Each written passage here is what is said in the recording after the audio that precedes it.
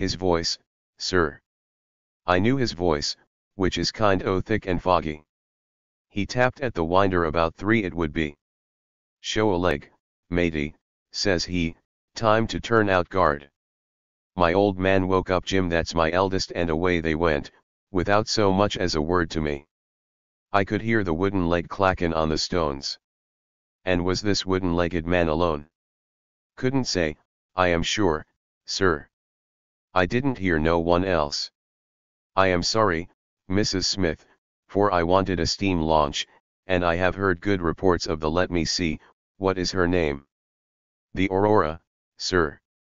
Ah. She's not that old green launch with a yellow line, very broad in the beam. No, indeed. She's as trim a little thing as any on the river. She's been fresh painted, black with 2 red streaks. Thanks. I hope that you will hear soon from Mr. Smith. I am going down the river, and if I should see anything of the Aurora I shall let him know that you are uneasy. A black funnel, you say? No, sir. Black with a white band. Ah, of course. It was the sides which were black. Good morning, Mrs. Smith. There is a boatman here with a wherry, Watson. We shall take it and cross the river. The main thing with people of that sort, said Holmes, as we sat in the sheets of the wherry, is never to let them think that their information can be of the slightest importance to you. If you do, they will instantly shut up like an oyster. If you listen to them under protest, as it were, you are very likely to get what you want. Our course now seems pretty clear, said I. What would you do, then? I would engage a launch and go down the river on the track of the Aurora. My dear fellow, it would be a colossal task. She may have touched at any wharf on either side of the stream between here and Greenwich. Below the bridge there is a perfect labyrinth of landing places for miles. It would take you days and days to exhaust them, if you set about it alone. Employ the police, then. No. I shall probably call Athelney Jones in at the last moment. He is not a bad fellow, and I should not like to do anything which would injure him professionally. But I have a fancy for working it out myself, now that we have gone so far. Could we advertise, then, asking for information from wharfingers? Worse and worse. Our men would know that the chase was hot at their heels, and they would be off out of the country. As it is, they are likely enough to leave, but as long as they think they are perfectly safe they will be in no hurry. Jones's energy will be of use to us there, for his view of the case is sure to push itself into the daily press, and the runaways will think that everyone is off on the wrong scent. What are we to do, then? I asked, as we landed near Millbank Penitentiary. Take this hansom, drive home, have some breakfast, and get an hour's sleep. It is quite on the cards that we may be afoot tonight again. Stop at a telegraph office, cabby. We will keep Toby, for he may be of use to us yet. We pulled up at the Great Peter Street post office, and Holmes dispatched his wire. Whom do you think that is to? He asked, as we resumed our journey. I am sure I don't know. You remember the Baker Street division of the detective police force whom I employed in the Jefferson Hope case? Well, said I, laughing.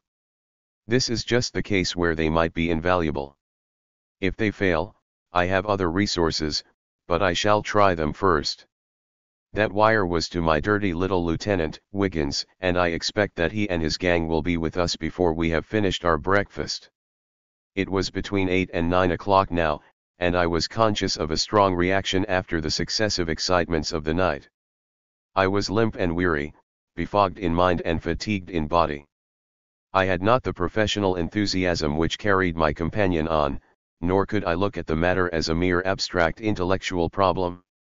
As far as the death of Bartholomew Sholto went, I had heard little good of him, and could feel no intense antipathy to his murderers.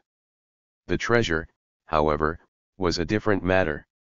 That, or part of it, belonged rightfully to Miss Morstan. While there was a chance of recovering it I was ready to devote my life to the one object. True, if I found it, it would probably put her forever beyond my reach. Yet it would be a petty and selfish love which would be influenced by such a thought as that. If Holmes could work to find the criminals, I had a tenfold stronger reason to urge me on to find the treasure. A bath at Baker Street and a complete change freshened me up wonderfully. When I came down to our room, I found the breakfast laid and Holmes pouring out the coffee. "Here it is," said he, laughing, and pointing to an open newspaper. "The energetic Jones and the ubiquitous reporter have fixed it up between them. But you have had enough of the case. Better have your ham and eggs first." I took the paper from him and read the short notice, which was headed "Mysterious Business at Upper Norwood."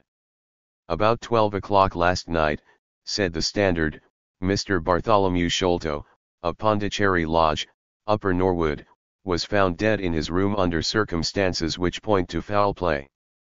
As far as we can learn, no actual traces of violence were found upon Mr. Sholto's person, but a valuable collection of Indian gems which the deceased gentleman had inherited from his father has been carried off. The discovery was first made by Mr. Sherlock Holmes and Dr. Watson, who had called at the house with Mr. Thaddeus Sholto, brother of the deceased. By a singular piece of good fortune, Mr. Athelney Jones, the well-known member of the detective police force, happened to be at the Norwood police station, and was on the ground within half an hour of the first alarm. His trained and experienced faculties were at once directed towards the detection of the criminals, with the gratifying result that the brother, Thaddeus Sholto, has already been arrested, together with the housekeeper, Mrs. Burnstone, an Indian butler named Lal Rao, and a porter, or gatekeeper, named McMurdo. It is quite certain that the thief or thieves were well acquainted with the house, for Mr. Jones's well-known technical knowledge and his powers of minute observation have enabled him to prove conclusively that the miscreants could not have entered by the door or by the window, but must have made their way across the roof of the building, and so through a trapdoor into a room which communicated with that in which the body was found. This fact, which has been very clearly made out, proves conclusively that it was no mere haphazard burglary. The prompt and energetic action of the officers of the law shows the great advantage of the presence on such occasions of a single vigorous and masterful mind. We cannot but think that it supplies an argument to those who would wish to see our detectives more decentralized, and so brought into closer and more effective touch with the cases which it is their duty to investigate. "Isn't it gorgeous?" said Holmes, grinning over his coffee cup. "What do you think of it?" "I think that we have had a close shave ourselves of being arrested for the crime." "So do I. I wouldn't answer for our safety now, if he should happen to have another of his attacks of energy." At this moment there was a loud ring at the bell, and I could hear Mrs. Hudson, our landlady, raising her voice in a wail of expostulation and dismay. "By heaven, Holmes," I said, half rising, "I believe that they are really after us." "No, it's not quite so bad as that. It is the unofficial force, the Baker Street Irregulars." As he spoke, there came a swift pattering of naked feet upon the stairs, a clatter of high voices, and in rushed a dozen dirty and ragged little street Arabs. There was some show of discipline among them, despite their tumultuous entry, for they instantly drew up in line and stood facing us with expectant faces. One of their number, taller and older than the others, stood forward with an air of lounging superiority which was very funny in such a disreputable little scarecrow. "Got your message, sir," said he, and brought 'em on sharp. "3 bob and a tanner for tickets." "Here you are," said Holmes, producing some silver. "In future they can report to you, Wiggins, and you to me. I cannot have the house invaded in this way. However, it is just as well that you should all hear the instructions. I want to find the whereabouts of a steam launch called the Aurora, owner Mordecai Smith, black with 2 red streaks, funnel black with a white band. She is down the river somewhere. I want one boy to be at Mordecai Smith's landing stage opposite Millbank to say if the boat comes back. You must divide it out among yourselves, and do both banks thoroughly. Let me know the moment you have news. Is that all clear?" "Yes, Governor," said Wiggins. The old scale of pay, and a guinea to the boy who finds the boat. Here's a day in advance. Now off you go. He handed them a shilling each, and away they buzzed down the stairs, and I saw them a moment later streaming down the street. If the launch is above water they will find her, said Holmes, as he rose from the table and lit his pipe. They can go everywhere, see everything, overhear everyone. I expect to hear before evening that they have spotted her. In the meanwhile, we can do nothing but await results. We cannot pick up the broken trail until we find either the Aurora or Mr. Mordecai Smith. Toby could eat these scraps, I dare say. Are you going to bed, Holmes? No, I am not tired. I have a curious constitution.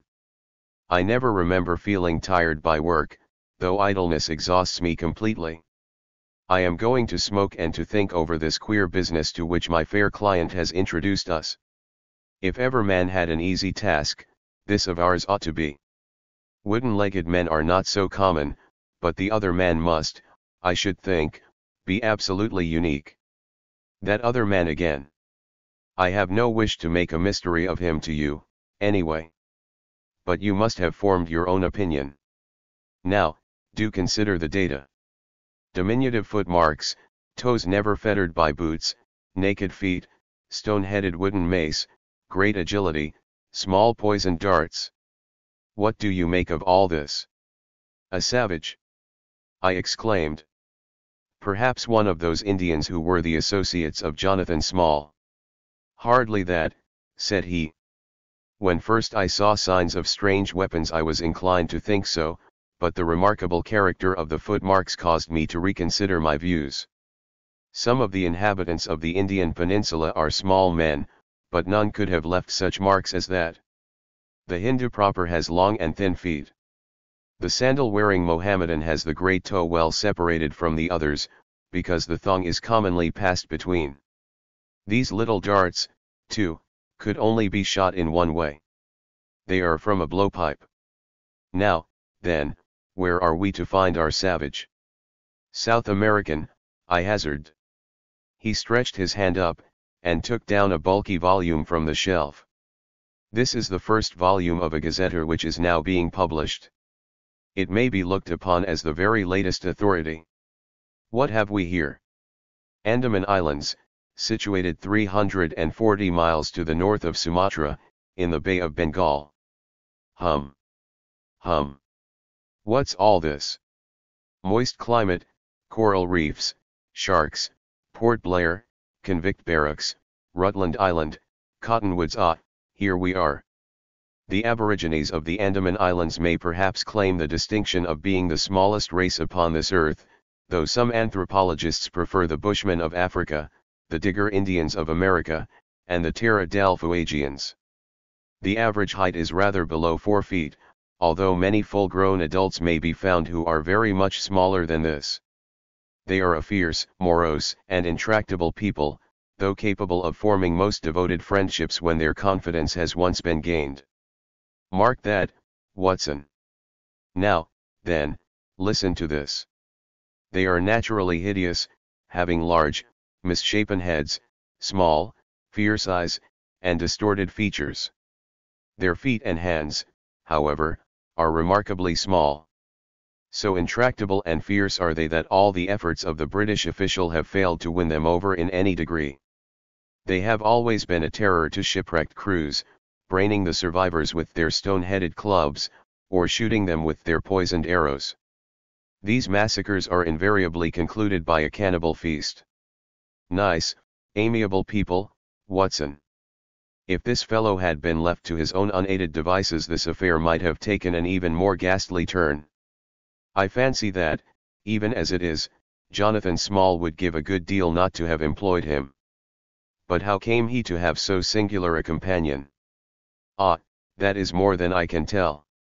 Since, however, we had already determined that Small had come from the Andamans, it is not so very wonderful that this islander should be with him. No doubt we shall know all about it in time. Look here, Watson, you look regularly done. Lie down there on the sofa, and see if I can put you to sleep. He took up his violin from the corner, and as I stretched myself out he began to play some low, dreamy, melodious air, his own, no doubt, for he had a remarkable gift for improvisation. I have a vague remembrance of his gaunt limbs, his earnest face, and the rise and fall of his bow. Then I seemed to be floated peacefully away upon a soft sea of sound, until I found myself in dreamland, with the sweet face of Mary Morstan looking down upon me. Chapter 9. A break in the chain. It was late in the afternoon before I woke, strengthened and refreshed. Sherlock Holmes still sat exactly as I had left him, save that he had laid aside his violin and was deep in a book. He looked across at me, as I stirred, and I noticed that his face was dark and troubled. "You have slept soundly," he said. "I feared that our talk would wake you." "I heard nothing," I answered. "Have you had fresh news, then?" "Unfortunately, no. I confess that I am surprised and disappointed. I expected something definite by this time. Wiggins has just been up to report. He says that no trace can be found of the launch. It is a provoking check, for every hour is of importance. Can I do anything? I am perfectly fresh now, and quite ready for another night's outing." "No, we can do nothing. We can only wait. If we go ourselves, the message might come in our absence, and delay be caused. You can do what you will, but I must remain on guard. Then I shall run over to Camberwell and call upon Mrs. Cecil Forrester. She asked me to, yesterday." "On Mrs. Cecil Forrester?" asked Holmes, with the twinkle of a smile in his eyes. "Well, of course Miss Morstan too." They were anxious to hear what happened. "I would not tell them too much," said Holmes.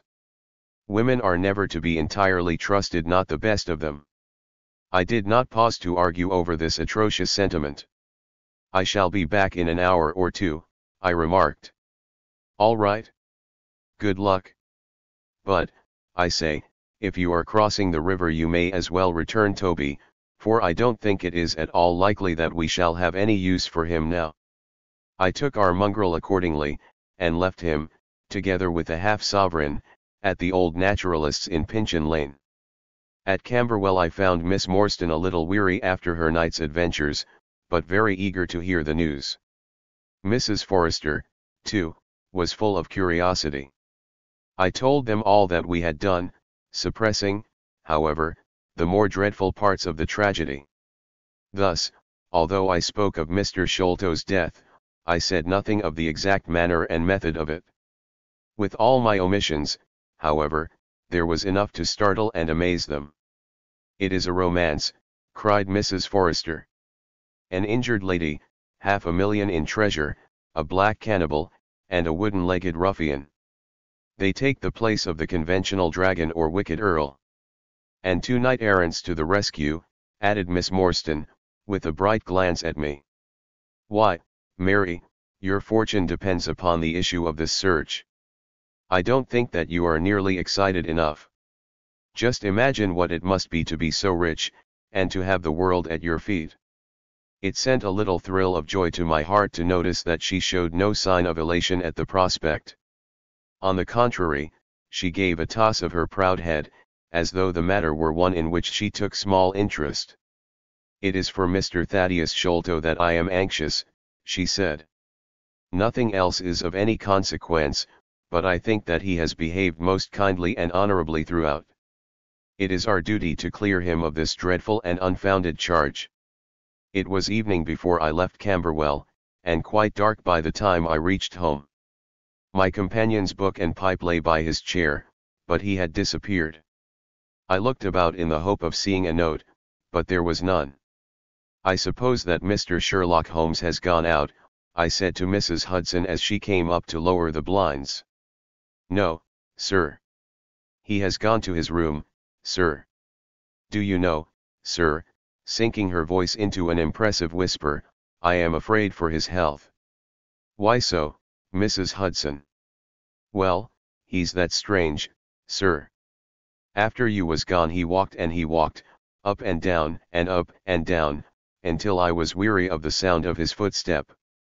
Then I heard him talking to himself and muttering, and every time the bell rang out he came on the stairhead, with "What is that, Mrs. Hudson?" And now he has slammed off to his room, but I can hear him walking away the same as ever. I hope he's not going to be ill, sir.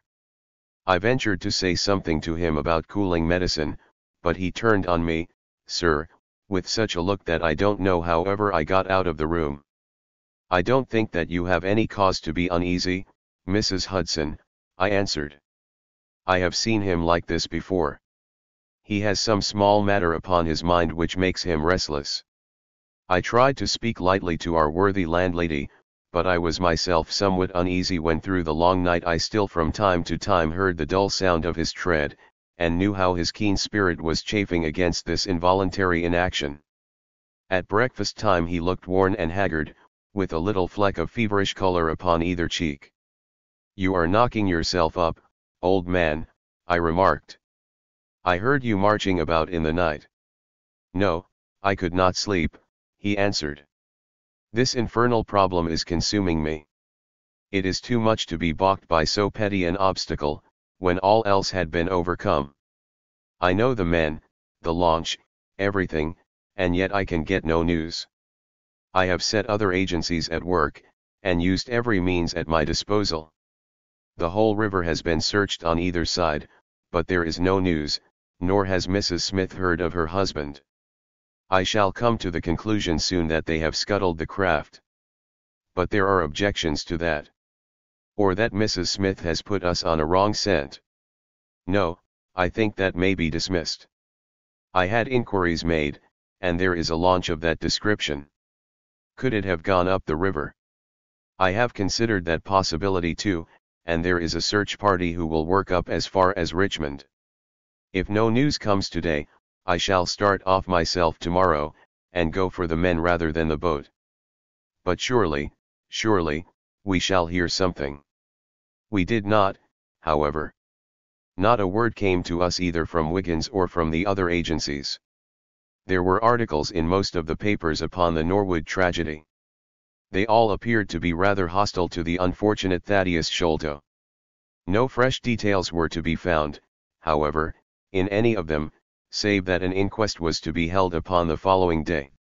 I walked over to Camberwell in the evening to report our ill success to the ladies, and on my return I found Holmes dejected and somewhat morose. He would hardly reply to my questions, and busied himself all evening in an abstruse chemical analysis which involved much heating of retorts and distilling of vapours, ending at last in a smell which fairly drove me out of the apartment. Up to the small hours of the morning I could hear the clinking of his test tubes which told me that he was still engaged in his malodorous experiment. In the early dawn I woke with a start, and was surprised to find him standing by my bedside, clad in a rude sailor dress with a pea jacket, and a coarse red scarf round his neck. "I am off down the river, Watson," said he. "I have been turning it over in my mind, and I can see only one way out of it. It is worth trying, at all events." "Surely I can come with you, then," said I. "No, you can be much more useful if you will remain here as my representative. I am loath to go, for it is quite on the cards that some message may come during the day, though Wiggins was despondent about it last night. I want you to open all notes and telegrams, and to act on your own judgment if any news should come. Can I rely upon you?" "Most certainly. I am afraid that you will not be able to wire to me, for I can hardly tell yet where I may find myself. If I am in luck, however, I may not be gone so very long. I shall have news of some sort or other before I get back." I had heard nothing of him by breakfast time. On opening the Standard, however, I found that there was a fresh allusion to the business. With reference to the Upper Norwood tragedy, it remarked, "We have reason to believe that the matter promises to be even more complex and mysterious than was originally supposed. Fresh evidence has shown that it is quite impossible that Mr. Thaddeus Sholto could have been in any way concerned in the matter. He and the housekeeper, Mrs. Burnstone, were both released yesterday evening.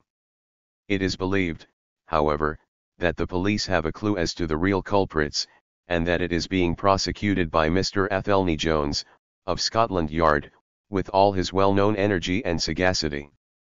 Further arrests may be expected at any moment. That is satisfactory so far as it goes, thought I. Friend Sholto is safe, at any rate. I wonder what the fresh clue may be, though it seems to be a stereotyped form whenever the police have made a blunder. I tossed the paper down upon the table, but at that moment my eye caught an advertisement in the agony column. It ran in this way. Lost whereas Mordecai Smith, boatman, and his son, Jim, left Smith's Wharf at or about 3 o'clock last Tuesday morning in the steam launch Aurora, black with 2 red stripes, funnel black with a white band. The sum of £5 will be paid to anyone who can give information to Mrs. Smith, at Smith's Wharf, or at 221B Baker Street, as to the whereabouts of the said Mordecai Smith and the launch Aurora. This was clearly Holmes's doing. The Baker Street address was enough to prove that. It struck me as rather ingenious, because it might be read by the fugitives without their seeing in it more than the natural anxiety of a wife for her missing husband. It was a long day. Every time that a knock came to the door, or a sharp step passed in the street, I imagined that it was either Holmes returning or an answer to his advertisement. I tried to read, but my thoughts would wander off to our strange quest and to the ill-assorted and villainous pair whom we were pursuing. Could there be, I wondered, some radical flaw in my companion's reasoning? Might he be suffering from some huge self-deception? Was it not possible that his nimble and speculative mind had built up this wild theory upon faulty premises? I had never known him to be wrong, and yet the keenest reasoner may occasionally be deceived. He was likely, I thought, to fall into error through the over-refinement of his logic, his preference for a subtle and bizarre explanation when a plainer and more commonplace one lay ready to his hand. Yet, on the other hand, I had myself seen the evidence, and I had heard the reasons for his deductions. When I looked back on the long chain of curious circumstances, many of them trivial in themselves, but all tending in the same direction, I could not disguise from myself that even if Holmes's explanation were incorrect, the true theory must be equally outre and startling. At 3 o'clock in the afternoon there was a loud peal at the bell, an authoritative voice in the hall, and, to my surprise, no less a person than Mr. Athelney Jones was shown up to me. Very different was he, however, from the brusque and masterful professor of common sense who had taken over the case so confidently at Upper Norwood. His expression was downcast, and his bearing meek and even apologetic. "Good day, sir, good day," said he. "Mr. Sherlock Holmes is out, I understand." "Yes, and I cannot be sure when he will be back. But perhaps you would care to wait. Take that chair and try one of these cigars." "Thank you, I don't mind if I do," said he, mopping his face with a red bandana handkerchief. "And a whiskey and soda?" "Well, half a glass. It is very hot for the time of year, and I have had a good deal to worry and try me. You know my theory about this Norwood case. I remember that you expressed one. Well, I have been obliged to reconsider it.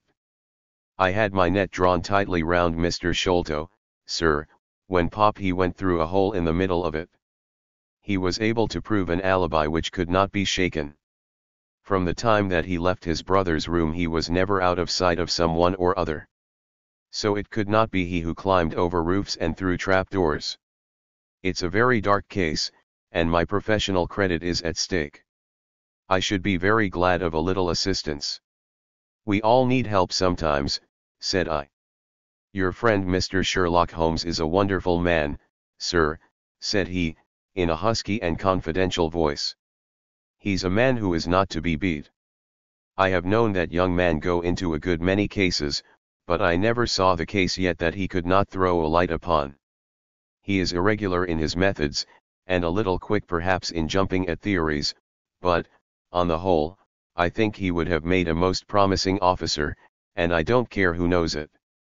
I have had a wire from him this morning, by which I understand that he has got some clue to this Sholto business.